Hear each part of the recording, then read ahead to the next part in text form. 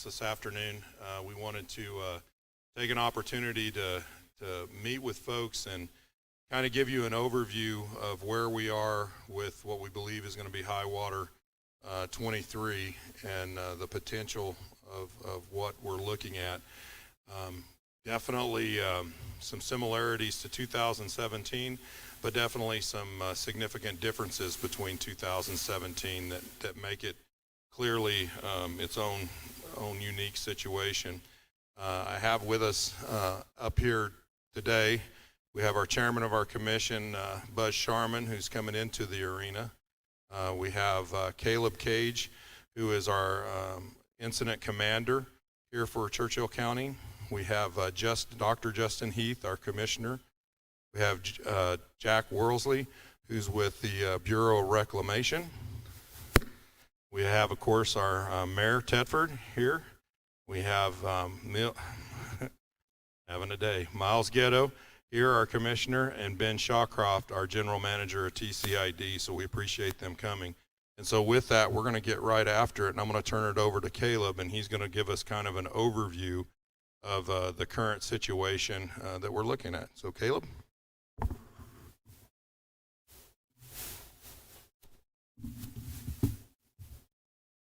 you, Jim. Thank you all for being here today. Thank you, commissioners and mayor and everybody else who's all this together and all the work that's gone into this.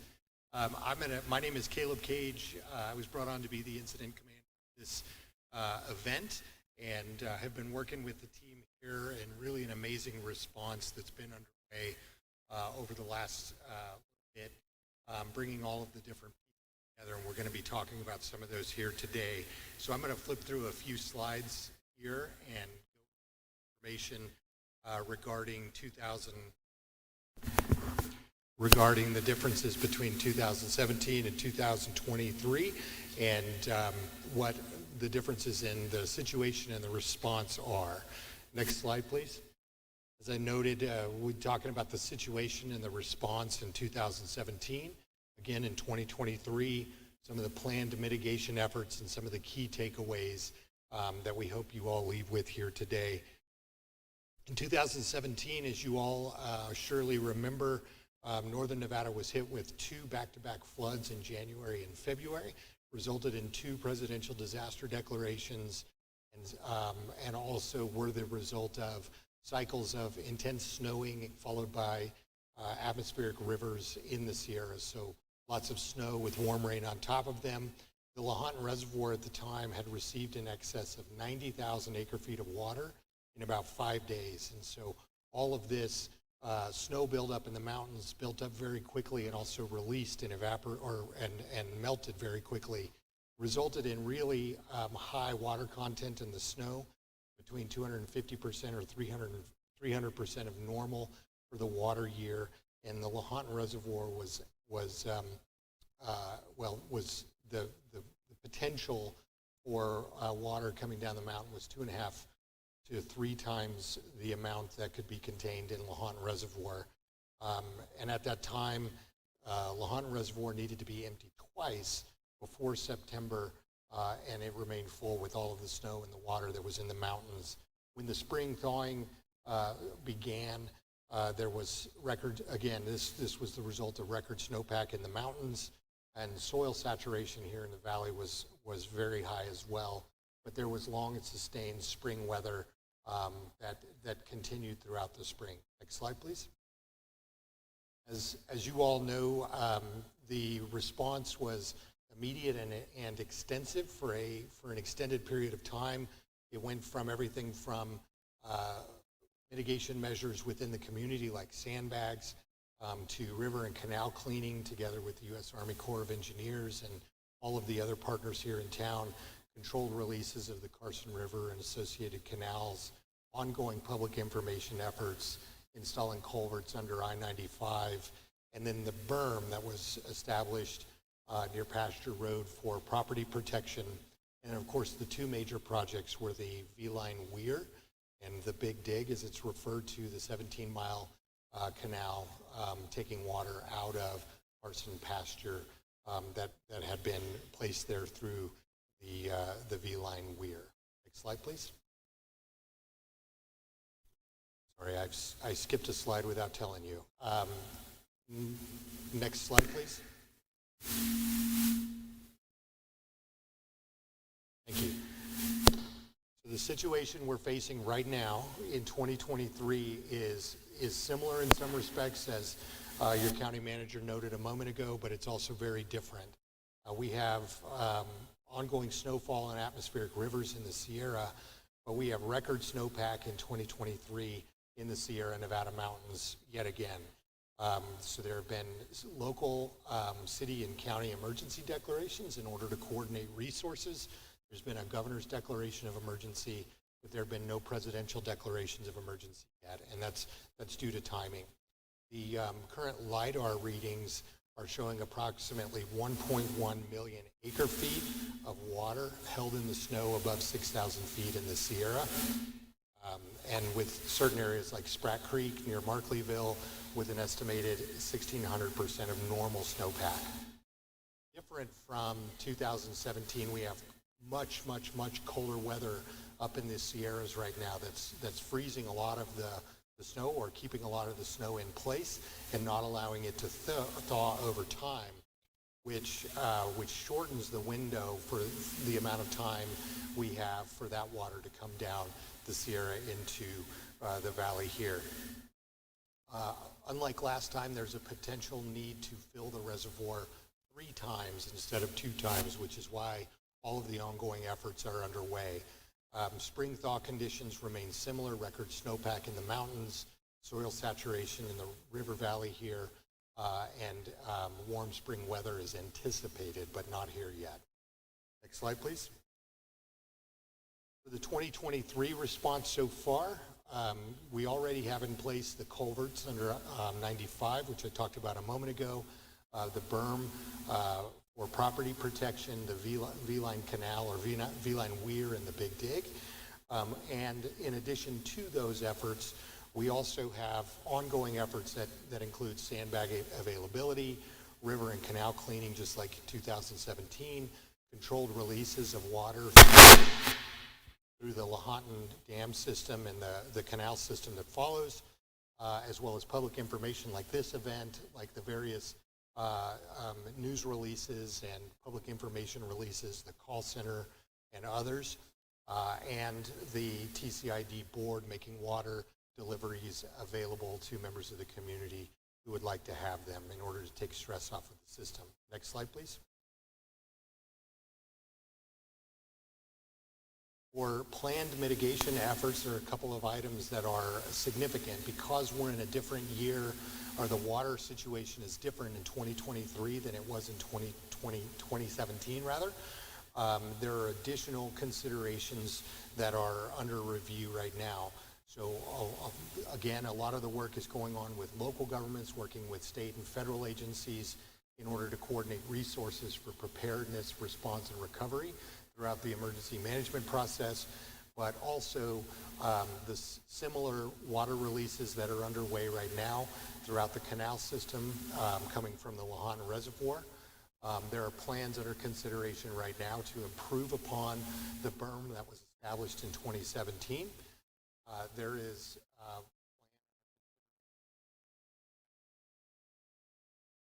canal in order to take water off of the system and allow more throughput into the system, and then ongoing state and federal recovery operations. Next slide, please.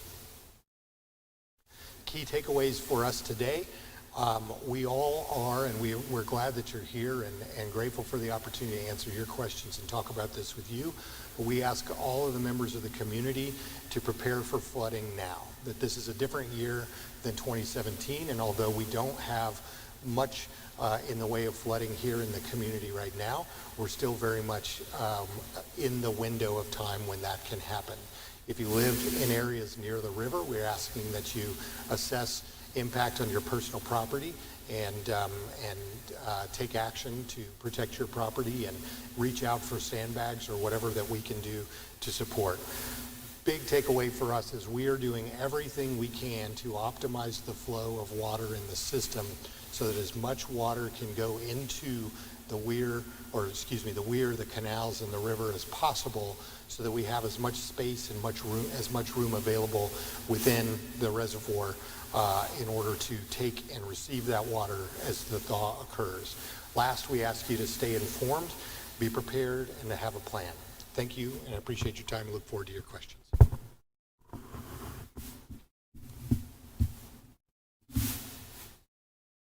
Thank you, Caleb. And at this point, we'll have Jack with Bureau of Rec come up.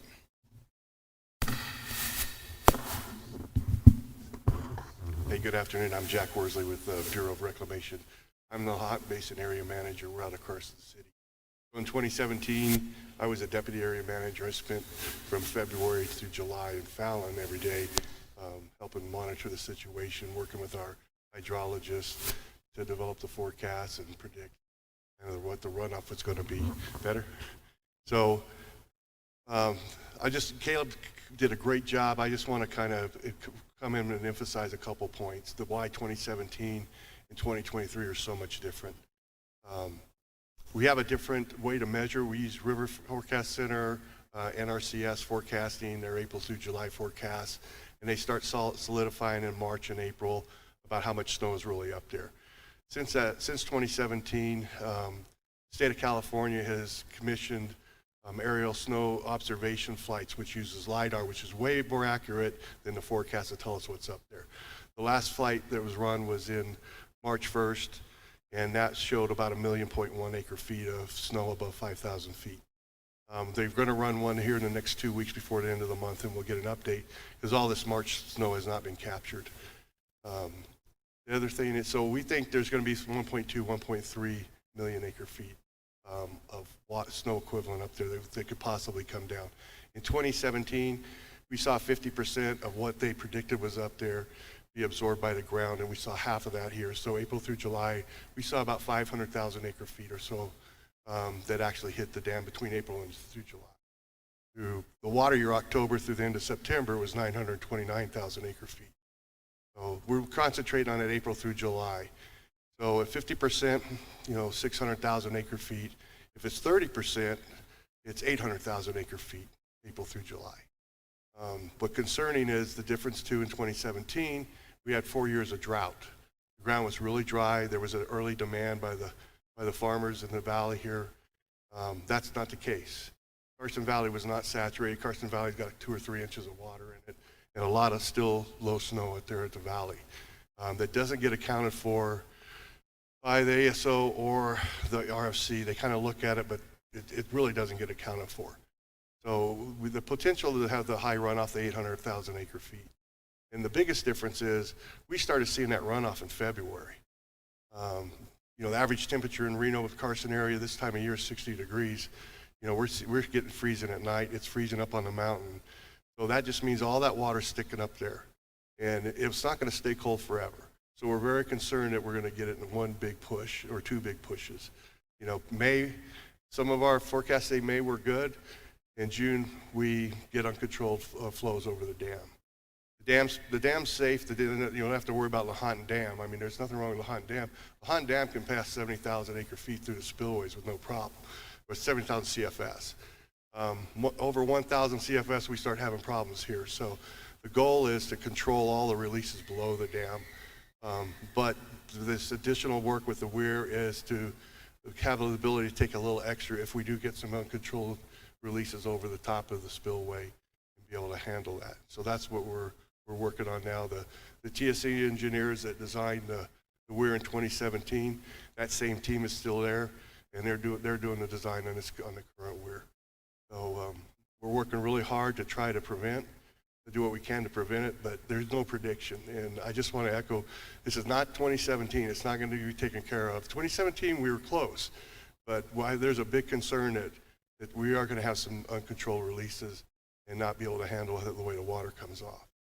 So just do what you can to protect yourselves, and we'll do what we can so you don't have, those efforts are in vain. So we just don't want you to be flooded, and that's our goal. But there's a chance out there, a very real chance, and you all need to know that. Thanks.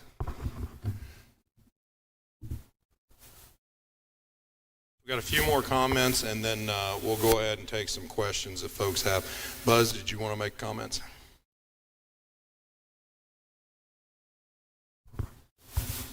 Yeah, I just wanted to say a couple of things. First of all, there's a lot of water still up in the mountains. You know that. And we're concerned about that. The thing about Churchill County that is a little unusual, a lot of counties and cities wait until the destruction happens, and then they look at FEMA and look for replacements and look for money. We're not doing that. In 2017, under the direction of Mayor Tedford and Pete Olson, who was the chairman of the county commission at that time, and TCID and all of the others who were working on it, they had the big dig. We also put in a weir, which set the water out into the desert. And if you saw it from the air, it looked like Fallon was on an island. I think that's going to happen again this year. We are concerned that the existing weir, will not be able to take enough water. And so we're in the process right now of building another weir. Because our goal is, even though this is a warning, this is to let people know what the situation is and that flooding could happen. It's our goal to prevent any flooding to take place. Our work is to try to get this water out into the desert and around the the military base and over to the big dig and out to the north. That's our goal right now. I think that though that this meeting, the purpose of this meeting is to make our citizens aware of what the situation is, and that there are some spots along the river that they may be at risk, and that's what we're here to do. And I think that's just about all I have to say.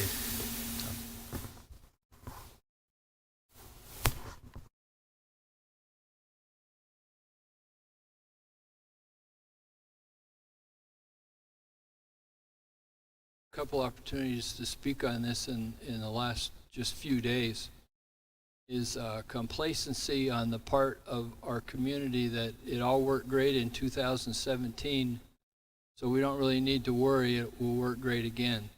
And I think Jack brought it across very clearly that this is a different time than 2017. There's a lot of water on that mountain in that snow that exceeds what those numbers were in 2017, and not much is coming because the temperature is cold. And what I've told people is it's a time and temperature issue, and we had it flowing this time in 17 by this time, and it's just not now. So if you would convey to your neighbors that word I had last week and into first part of this week on Monday was, well, you know, lake's only half full, Lahont Dam's only half full. Well, I think you're the choir. And you know that could fill in 6 or 7 days once it starts melting. So that's not much for us to go by down here. So a lot of work's being done, and it's been mentioned to you earlier, I don't need to repeat it, in the last few weeks to try to prepare for what could happen if that snow starts melting really quickly. Because then it just comes. It's uncontrollable flow. And that's what we're trying to get the word out. Not many people are picking up sandbags. Everybody just seems to me to be a little more complacent than they were in 17. Yeah, we have a weir, but it's just not quite enough, big enough for what could happen. So I think when Buzz said we try to keep from anybody flooding, we don't like to go back and see what these other cities and counties people do when their fields flood, their houses flood, and that repair is like. So if you could just convey that message to those around you that we need to take precautions now, and hopefully we can forestall what could happen. But it isn't 2017. It's 2023, and all you have to do is watch these news reports and the weather services and see that it's cold up there. It's just not melting, and there's more snow coming next week. So I was snowing yesterday, for heaven's sakes. So, I mean, it snowed here. I mean, it's crazy. So just convey that message, and everybody up here, I mean, TCAD's doing a great job, the county's doing a great job, BOR's doing a great job. Everything that can be done is being done, and just like in 17.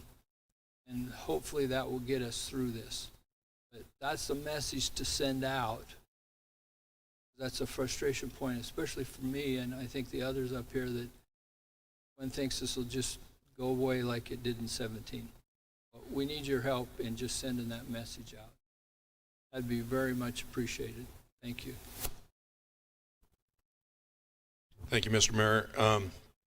Only thing I would add is that talking about some of these projects we're looking at, realize that on the Casey side of the V line headed out that way, or the low water crossing, there's going to be a lot of activity over the next several weeks there with trucks, equipment, so on and so forth. So we would ask to ensure that our folks that are doing that work are safe, and that you're safe, that as much as possible you keep clear of that, because if you've ever been down that road, you know how narrow it is and how difficult it is, and they're spreading gravel and trying to build that road up to be able to bring in the equipment and things that they're going to need. The same can be said for down around the Carson pasture and the work that they're going to be doing with that. And with that, we were going to open up for questions. Did we have a mic? Yep, one more comment. I should mention, this is a whole community effort, because you have NDOT involved, and you have Stillwater Refuge involved, and NDOW involved, and the sheriff's going, he's already watching canals, and he's up here, so, and he's going to go around to homes and tell them to be careful. So it's not just limited to us that are sitting up here. There's a whole bunch of people involved. The tribe's involved because water's going their way. You just have to start at one end and follow it the whole way. Everybody's involved in this, so it isn't just us sitting here. Thank you. So with that, is there anybody that has some questions? And if we can't field them up here, I see a lot of people out there that probably can field them for us. Right above you, Ann. Straight up. Either way.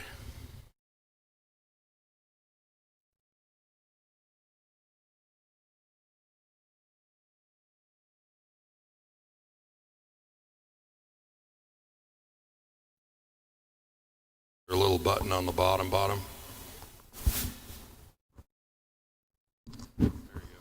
Thanks for taking my question. I'm a homeowner on McLean and a business owner, and I hope I can speak for the rest of y'all that have homes on McLean with the Carson River. The flow right now, can it be lessened, and can more water be put down the V line, the big dig? Because what we're having to face right now is a lot of the homes are having their leach lines overcome. Sewage tanks, okay, are going to be overwhelmed, and they're going to overflow. And having a business like myself, I have produce, and it's going to go ahead and be a lake crop. And is there something going to be done with lessening the flow of the Carson River there? I'll try to take an attempt at that, and then I'll look to somebody to correct me, or Ben or anyone.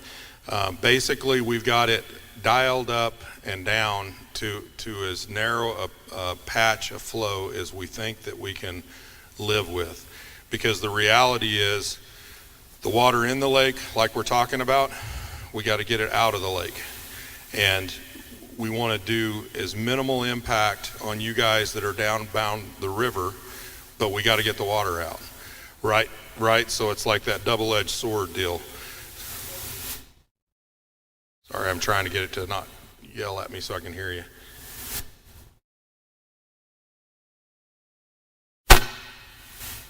No, we're talking, I think right now it's 1,000 CFS that they've got on the river and what they're pushing through, and then I think they're pulling some out a little further down.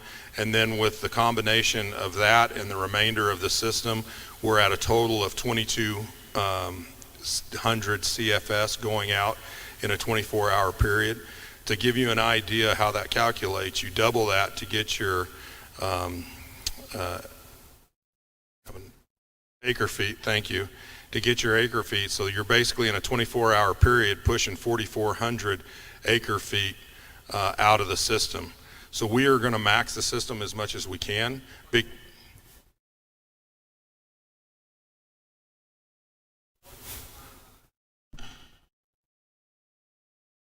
No, we're trying to keep it where it's at right now. We're not raising it. That's the whole point. That's what I'm trying to say. We're at the max of what we want to see it be. Correct. That's what we're targeting. And that's to give you the big numbers, right? We got 300,000 acre feet of water in the lake capacity. We're half full, roughly. And we may have 3 more lake loads that we have to move out. If we have uncontrolled flow, then it goes over 1,000. That's when we really get into big trouble, right? That's when we have flooding, and that's what we're trying to avoid. That's also why we're looking at the additional WEIR project to be able to max out the absolute total that can come out of the dam controlled to what we can put out without putting more water in the river. That's what the WEIR project, the second WEIR project, will accomplish, or the point of it.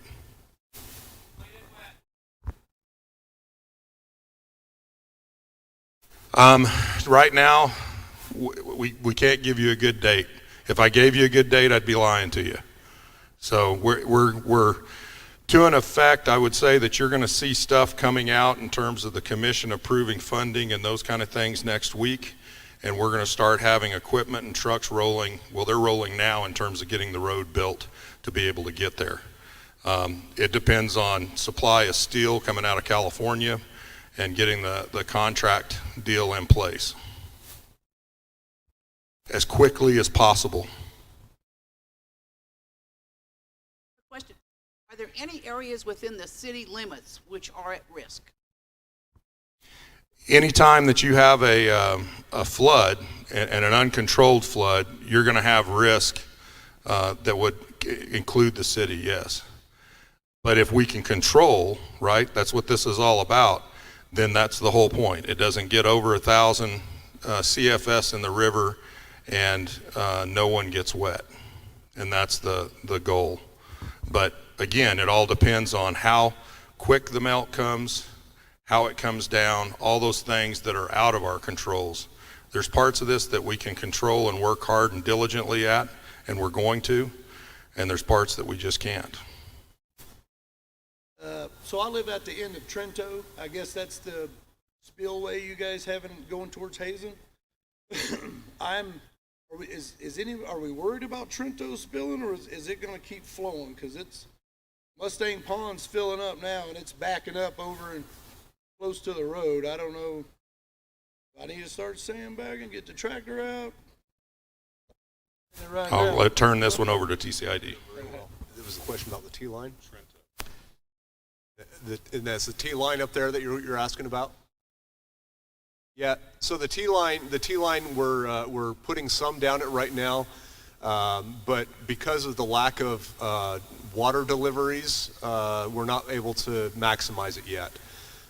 We need those orders to come in so that we can then put down approximately 100 or 150 down the T line. I think right now we're at about 50, so there's still room there. And I might even just quickly mention, kind of also related to the question of the other gentleman, of keeping the river where it's at. A lot of that has to do with where we can put the water. We're trying to put it everywhere we can at this point, but from the perspective of TCID, normally right now our irrigation season has started and we're making water deliveries. We're not doing that right now because nobody needs water. And so as soon as things dry out and warm up a little bit, you're going to be seeing water down just about every ditch and canal that we have, but you're just not seeing that right now because, again, that water isn't being delivered anywhere. And so one of the things that we're doing right now is we've opened up spread water orders. Those who are not familiar with that term, spread water means water that we will deliver to both water-righted and non-water-righted ground. And so even those who don't have a water right, if you have structures there to allow delivery of water, you can call TCID and we will deliver water to you for free. And so that's just one of the things that we're trying to do to spread water everywhere we can, and again, avoid increased flows down the river by spreading that water out. That's a really good point Ben makes. So last time around, like one of those differences, right, was that in 2017, with the existing systems and then with the addition of the weir, you were able to run roughly 3,200 CFS to get, almost 1,000 more because you had farmers that were taking water. And of course, we all saw it snow a few seconds ago or whatever it was. So it's definitely a different year, and that's impacting this. I have a question about the water. Are you saying drinking water? Because right now our well's compromised and our septic's compromised. And all the water that's going to that river that's taking that septic is compromising everybody else as well. So, what do we do with our livestock or with our dogs or just, showering? I'm not familiar with any well water that has been compromised, so you probably want to stick around afterward and talk to some of our folks. I know that on the septic lines, which it's my understanding, and I wasn't here, I'm telling you what I was told, that at this level we did not have any septics that were compromised, and when there was some concern that there was some county organized pumping that was done. And so if you guys want to stick around, well, I'm just telling you what I know. That's all I got. Stick around afterwards and we'll have some further conversations and see what we can do to help out, right? We're here for the benefit of the community to make things better and try to keep from having a bad situation. So we're doing everything we can. And Ann, at some point, these guys might want to try too. Quick question is, all of this water flows out to the sinks out there. What about the Humboldt? What's its situation? Because I've seen it where the Humboldt actually started to flow back into these sinks. Is there any concern on that? Currently, we don't have as much concern there as I understand at all. I know there's been heavy water years where the two have met, up there by the Humboldt range, kind of by Pole Line Road in that area. But currently, with the predictions and everything that I'm aware of and talking to Jack, I don't think we have a concern there.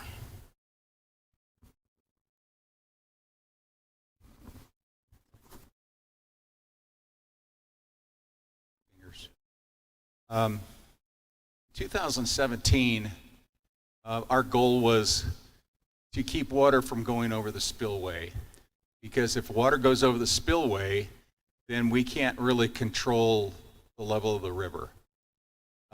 When you were asking your question about the level of the river, the whole thing really settles into, can we keep water from going over the spillway? Now, what we're doing right now is, or what we did in 2017 is we built the weir and that handled it. That weir is not going to handle enough this time, which is why we've chosen to build another weir, and this is going to be a big one, a really big one. And so our goal is really, and this is a goal from not just the county, but the city, BOR, TCID, all of us, is to keep water from going over the spillway. Because if it goes over the spillway, we can't control it then.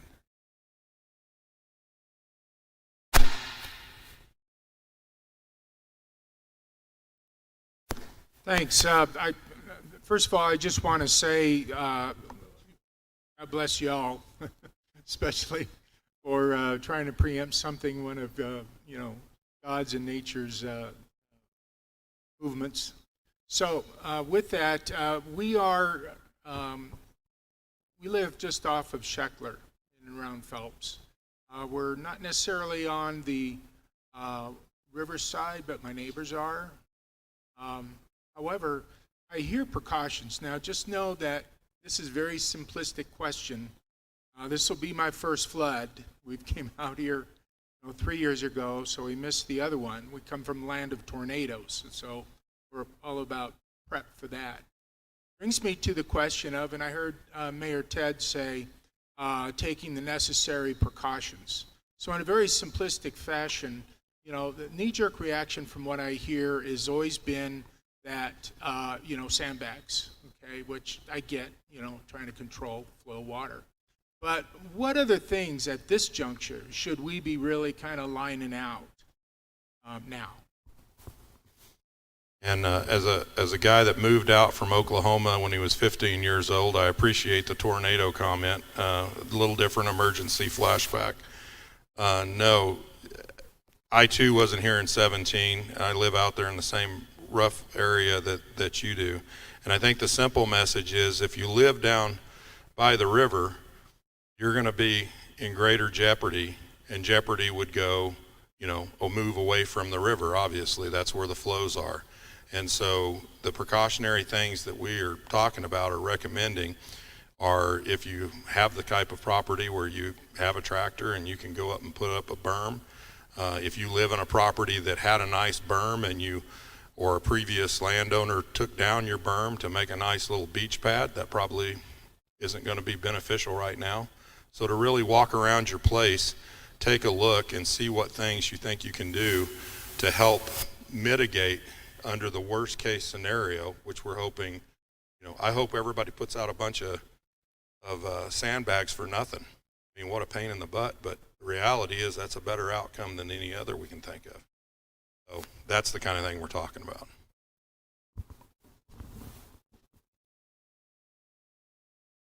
So I don't live on the river, but I have a ditch that comes through my place that goes to the river. So I can tell where the river levels are. And probably right now the water on my low ground's about 2 foot below the top of my fields. But I guess the main thing I want to say here is that everybody here, TCID and all the entities, are paying very close attention to what's going on. And I feel comfortable in what they're doing. Also, I'm a director on the board of TCID. But not being prejudiced, this group's done a super job, and foresight is very good. Thank you. Thanks, Bob. Anyone else? Go way up high. Yeah. Well, Ann's walking there. There are 3 websites. Go to the county website, go to the city website, and you can go to the TCID website. There's lots of information on that, and they have a great PAO at the county, and Ann puts out press releases all the time, so you can be updated on information. The TCID website has all the river flows and where they're putting water and that kind of information, so you can be informed as where they're trying to put water once it leaves the dam, and the levels of the dam and what it was yesterday. So there's a lot of really good information there. You don't have to be in a vacuum as to not know what's going on. That is always updated. All those websites are. So if you can convey that information too. It's been in the newspaper also, but just go to those websites. They're very, very informative and are very helpful. We didn't always have those before in flood was 1997, started at the city, so we didn't have any of that kind of information. So those are very good to go to, those 3 websites. And they're hooked to the National Weather Service, tells you what's going on the mountain and what we can expect and those sorts of things. So it's very good to help you be at ease or not at ease. One or the other. Very good information. Thank you, Mayor. Forgot that. I was wondering where you were going to put the second weir. One more time, sorry. Where's the second weir going? It should be, and again, we're going through all the design and all that kind of stuff, but right now, it looks like it's going to go pretty close next to the existing weir, to this side, this direction of it. Part of that has to do with property ownership and some of those things, and then obviously a big part of that is based on the review they've done. It appears that would work.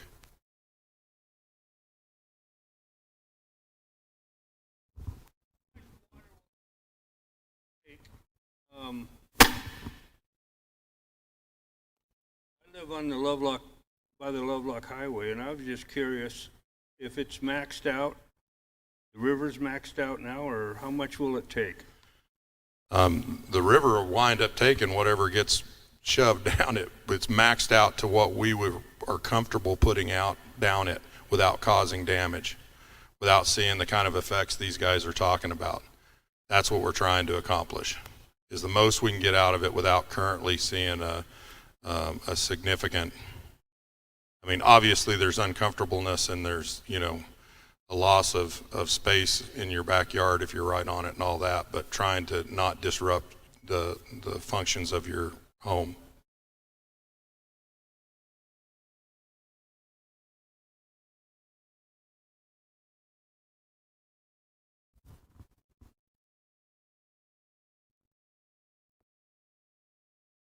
I want to get this right. So, as the river may have a possibility of rising, so we don't have the dam spill over, there are houses with leach lines that will be underwater. A septic tank won't operate with a plugged up leach line, and the septic then overflows, and then we have an environmental catastrophe in the river. What do we do now, or what is going to be done about possibly placing some riprap on McLean at that area there? We're all paying maintenance fees. I know the maintenance fees are supposed to go somewhere. I have a pump. I pay my dues. I'm just wondering what is going to go on in the future. Nothing can be done right now. Okay, I'm going to be as direct as I can to you because I'm trying to answer your question. I really am. We are not putting what is considered enough water in the river to currently do you damage. That's why I'm more than happy to talk with you afterwards for a second time, again, to see specifically what your issue is, because we've not heard of any other issues currently on the flow. And this is the same flow that was done in 2017. Once, let me finish, please. Once water is transferred through the system, right, the goal, what we're doing here is try to keep that flow of water from getting any larger. We can't control Mother Nature. We can't control when the spring is going to thaw, because it's late. We should be warmer temperatures than we have right now, which gives us a longer thaw period. That is being consolidated. As it's consolidated, which is our fear, which is why we're having the meeting, which is why we called this and why we're working on this, we'll see greater flow is our concern. And so we're trying to move as much water out of the lake before we get inundated so we don't get inundated. So it's not to raise the water level to cause issue with residents along the river. It's to move as much water out so that we avoid that specific thing happening. But there are no guarantees because it's Mother Nature and it's a river.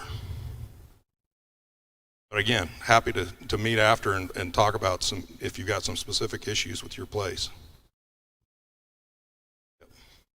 Like the previous gentleman, I want to say thank you for everything you're doing. Really, it really is appreciated.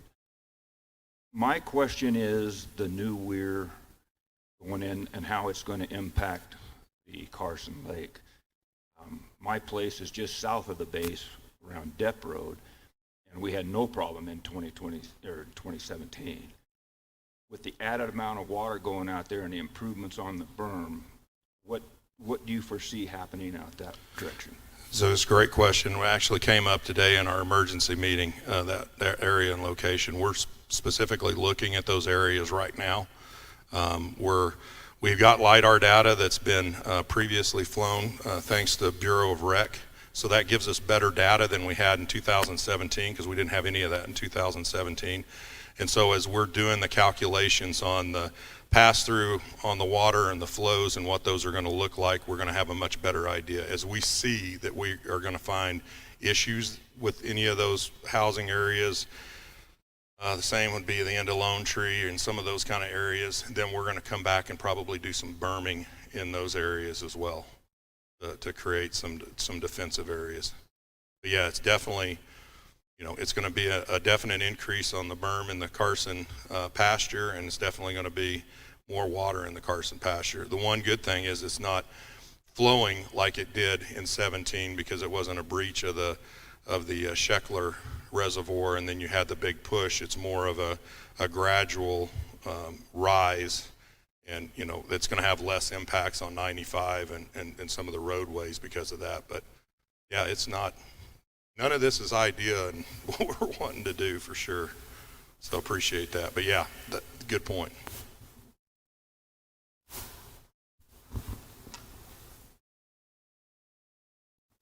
Could you talk more about what's being done on the big new ditch? I know it's not done. I haven't done any reading, but it does seem in the worst case, can that ditch take some of the flow, or are you just going to send it down the Carson and say Mother Nature has had its way? Can you do something with that ditch yet? The big dig? Yeah. Oh, it's open and flowing. Oh, it is? Oh, no, we've already broken another roadway. Was it McCary? Yeah, that we had to basically breach that roadway so that we could open the big dig up, and we've had understand, we've been working for the last month. We've had dozers and equipment cleaning out the big dig for the last at least 2 weeks, 3 weeks. I think they broke that roadway 2-3 weeks ago, somewhere in there, to open that up. And TCID staff has been working for 2 months on cleaning the river to be able to get, where we don't have debris, snags, and flooding caused by the debris in the river and not being clean. So all of that's being done now, and the first weir is open and has been open since March 6th. So Jack is good with the dates. What kind of flow is it taking right now? I want to say we're between that 700 and 750 CFS. Okay, so not as big as the Carson River, right? Right, but the hydrology will only allow us to get so much out of it. Okay. It's not for lack of push. It's the science behind the hydrology. That's all we can push out of it. If we could get more out of it, if I could sit there in front of it with an oar, I'd be out there right now if it would make a difference. Okay, so in an emergency, that conveyance can't take any more water. It's coming over. When it goes over the dam, water that comes over the dam does When not... we talk dam, I turn it immediately to Jack. Yeah, not the dam. Okay. Water going over the dam, it's uncontrolled release, so we're trying to avoid it. So there's really 2 places the water can go. Carson River, so we set that at 1,000 CFS, right? And that's what it's at right now. That's the intentional release into the Carson River. In 2017, we took the V line, so we have to expand the V line. That's the key lateral that needs to be, capacity needs to be increased.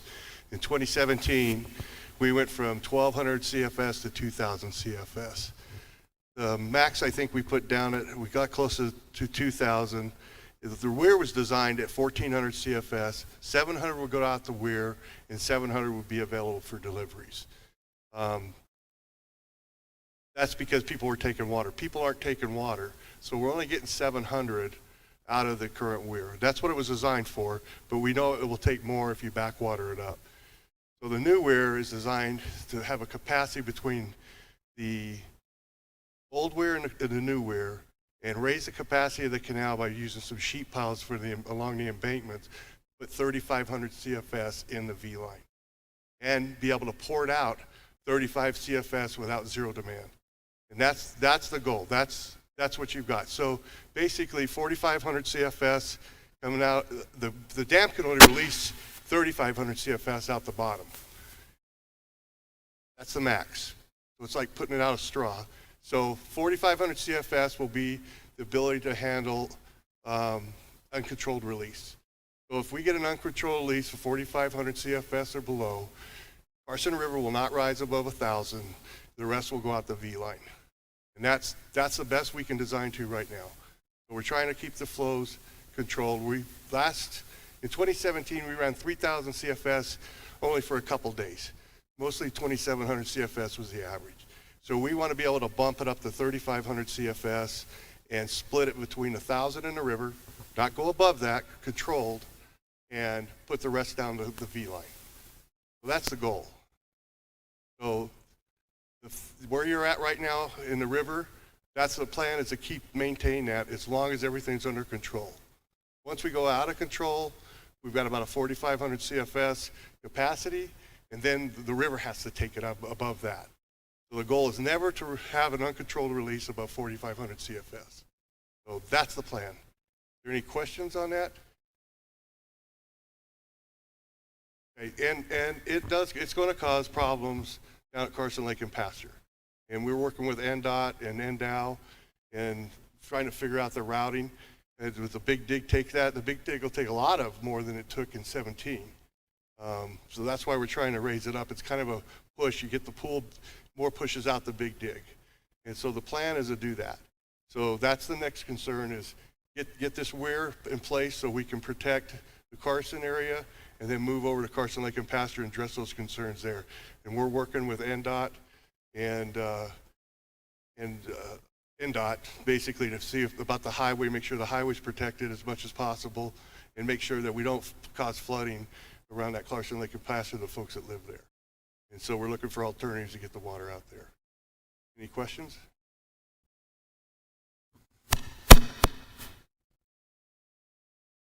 I haven't heard any mention yet of flood insurance. Would anybody care to enlighten the people here with regards to flood insurance? Yeah, wave your hand. I couldn't see where you... Oh, there you are, sorry. Hearing voices from above, and I couldn't see who I was talking to, sorry. So I know that once I believe the state declaration came into place, then I was told that a lot of the ability to get additional coverage through regular companies went away, and that you had to do the FEMA, which I think the FEMA insurance is a lower level, and I'm not an insurance guy, so I'm not going to go, that's a bunch of details, but it was a lower level, and I think there's some kind of waiting, so I'm looking at Bill, I think there's some kind of waiting game on once you buy it, it's 30 days or 15 days or something like that, and it's a lower coverage and a higher rate through FEMA. I was contacted by an individual earlier today that suggested that there were still some private companies that were doing more affordable, better coverage insurance out there. I won't advocate for one insurance outfit on public, but if you stick around, I can tell you what I heard afterwards. But and we were fortunate enough 2 days ago to get flood insurance for the part that's already been declared flood area. It's a 15-day waiting period, and we have about 10 days left. It was Rocket Insurance, and they were right on it. They did it at 10 o'clock at night. thank you.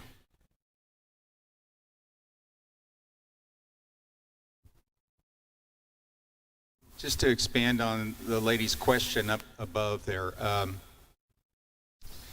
the V line in 2017, it was decided that the V line was one of the biggest canals that we have. Also, where they put the weir was a direct shot out to the desert, and so the reason that we're looking to put this new weir in the V line is for the same reason. it holds a lot of water. And also, it's a direct, when we put the weir in, it'll be a direct shot out to the desert. Now, Jack was saying earlier there may be some concerns about Highway 95. We're going to try to not close Highway 95, but that's the reason that we are using the V line for the second weir, is because it's a direct shot out to the desert.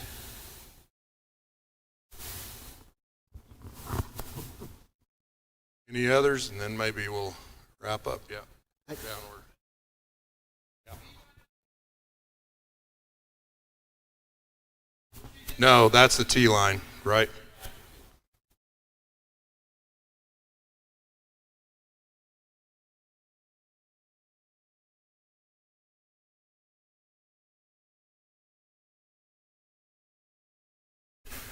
Can you hang loose and we'll circle back with you. And I got TCID guys here that'll take a look and see what. We'll send somebody out to take a look too. Yep.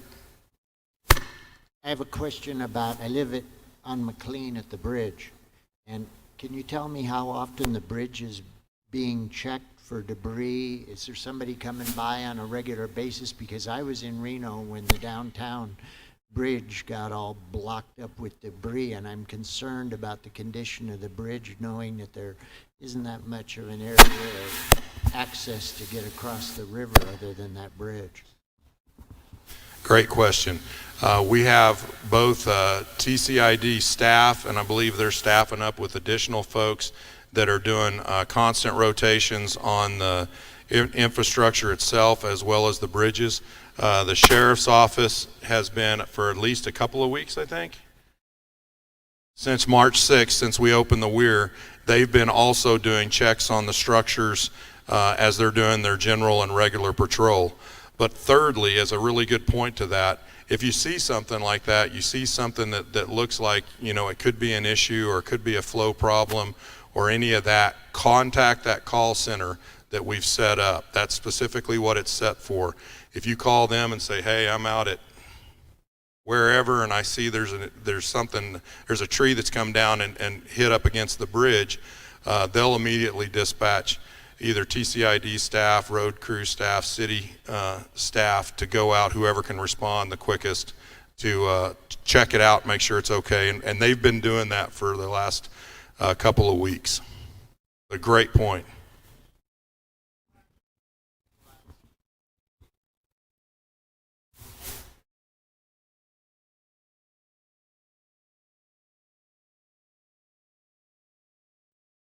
I can get together with you on a specific bridge, but we look at all the bridges. Yeah. But yeah, if you want to stick afterwards and tell me where you're thinking, then we'll take another look. Well, God forbid, I hate asking this question. Do we have a plan for evacuation? So I would go back to the reference on the data that you can watch online. This isn't like, okay, it's going to happen tomorrow. There's going to be a build-up and a lead-up to it. We're going to see temperatures rise. We're going to see flows coming in at Fort Churchill. We're going to be able to look at the data points and checks on the TCID website and see what those flows are. The example is, I think we got up to, I think it was 7,000-ish CFS a week ago or so coming into the lake, and now earlier today I think we were like 1,400 CFS. You can see the water coming from the Carson and what rate it's coming at in real time just by looking on those sites.